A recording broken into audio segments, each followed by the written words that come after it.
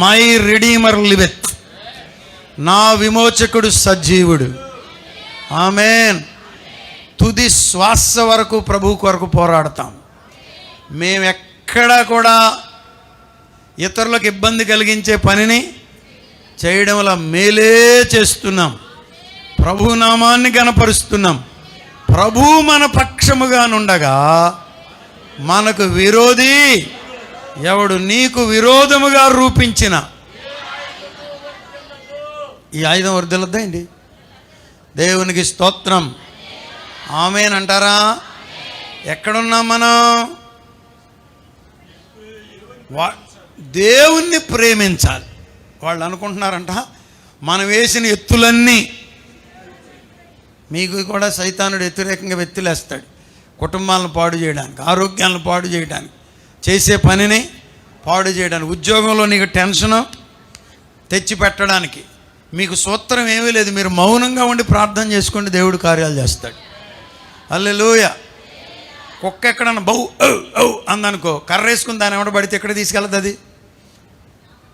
ఇదిగో ఈ శాలకు అడ్డం పడేసి కొడాలు తీసుకెళ్ళదు. మనం వెళ్ళాల్సిందేమో కూచిపూడి. నువ్వెందుకురా ఇటు పడ్డావంటాడు అక్కడికి ఎదురు వచ్చినాడు. కుక్క మొరిగిందని అంటావు నువ్వు. చిచ్చి ఊరుకో. కుక్క మొరగడం ఏంటి, నువ్వు దీనవడ పడవేంటి? ఛాయ్ అని ముందుకు పోయేదానికి సమస్యలను, సాతానుగాని క్రియలన్నిటిని మనం ప్రక్కకు నెట్టి సువార్తలో ముందుకు పోవాలి, పరిచర్యలో ముందుకు పోవాలి, విశ్వాసంలో ముందుకు పోవాలి, కుటుంబంలో ముందుకు పోవాలి, సంఘంలో ముందుకు పోవాలి. హల్లెలూయా. ఎక్కడ వెనకంజ వేయడానికి వీలు లేదు. కుక్క మొరిగిందని కుటుంబాన్ని పాడు చేసుకుంటున్నారు కొంతమంది. అట్లా పాడు చేసుకోమాకండి. శుభ్రంగా భర్త గారి దగ్గరికి వెళ్ళిపోండి. స్తోత్రం. శుభ్రంగా భార్య దగ్గరికి వెళ్ళిపోండి. ప్రభువు మిమ్మల్ని దీవిస్తాడు. అయిపోయింది ఏదో అయిపోయింది లేవమ్మా, నన్ను క్షమించంటే ఏమైనా పోద్దా? ఈ మాయ మాటలు ఎప్పటి నుంచో చెప్తున్నావులే, నేను అంత తేలిగ్గా నమ్మను అంటారు. అయినా ఏం కంగారు పడక్కర్, నువ్వు అక్కడ ఉండు. శుభ్రంగా దేవుడు కార్యం చేస్తాడు. స్తోత్రం స్తోత్రం స్తోత్రం. ఇంకేమైందో చదవండి, ముగించేద్దాం. ఇదిగో లోకము, ఎప్పటికైనా లోకం ప్రభువు అంటే ఉంటుంది. హల్లెలూయా. మరి ఆయన వెంట పోక నీ వెంట వస్తుందా? నీ దగ్గరే ఒక్క నిజం ఉందా? నువ్వెవరికన్నా మేలు చేస్తావా? అసలు మేలు చేసిన అనుభవమే నీకు లేదయ్యే. లోకం ఎప్పుడు మేలు చేసేవాని కొరకు పరిగెత్తుద్ది. దేవునికి స్తోత్రం. వాళ్ళు చెప్పుకుంటున్నారంట, ఒరే మనం వేసిన ప్లాన్లన్నీ నిష్ప్రయోజనం అయిపోయినాయి. ఇదిగో లోకము ఆయన వెంట పోయినదని చెప్పుకొనిరి. ఆ పండుగలో ముగిస్తాలే, ఆ పండుగలో ఆరాధించడానికి వచ్చిన వారిలో ఎక్కడి నుంచి వచ్చారంట? గ్రీక్స్ వచ్చారంట. గ్రీక్స్ అంటే ఇప్పుడు అమెరికన్స్ ఎలాగో ఆ దినాల్లో, అంతేనా గారు? క్రొత్త నిబంధన దినాల్లో హూ ఆర్ లీడింగ్?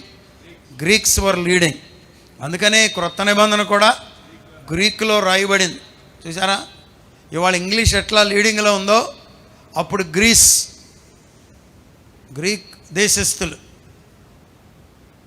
చాలా తెలివైన వాళ్ళు, ఫిలాసఫర్స్. నేను మా స్నేహితులు అక్కడ డెబ్బీ ఉంది కదా, వాళ్ళ ఇంటి దగ్గరలో ఒక మామగారు ఉంటారు, చాలా పెద్ద ఆవిడ, 90 ఏళ్ళు దాటిపోయినాయి. ఆమె గ్రీస్ దేశం నుండి వచ్చింది. ఆవిడ ఎంత ప్రేమో మనిషిని, అంటే ఎంత ప్రేమో. ఆమె చాలా తెలివైంది. వాళ్ళ అబ్బాయి అమెరికాలో పెద్ద ప్రొఫెసర్ అంట. గ్రీక్స్ మామూలుగా వసుదా చాలా తెలివైన వాళ్ళు. స్తోత్రం. అక్కడ నుండి వచ్చారంట పండక్కి. ఎక్కడికి? దేవాలయము దగ్గరికి, ప్రభువుని ఆరాధించుకోవడానికి, దేవుణ్ణి స్తుతించుకోవడానికి. ఇజ్రాయేలీ యుల దేవుండే ఎంతో స్తుతినుందునుగాక. హల్లెలూయా.